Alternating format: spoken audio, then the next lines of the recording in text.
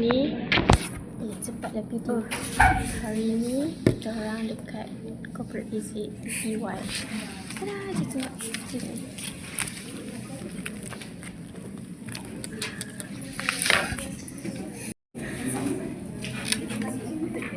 Sepatutnya aku jadi PR ni.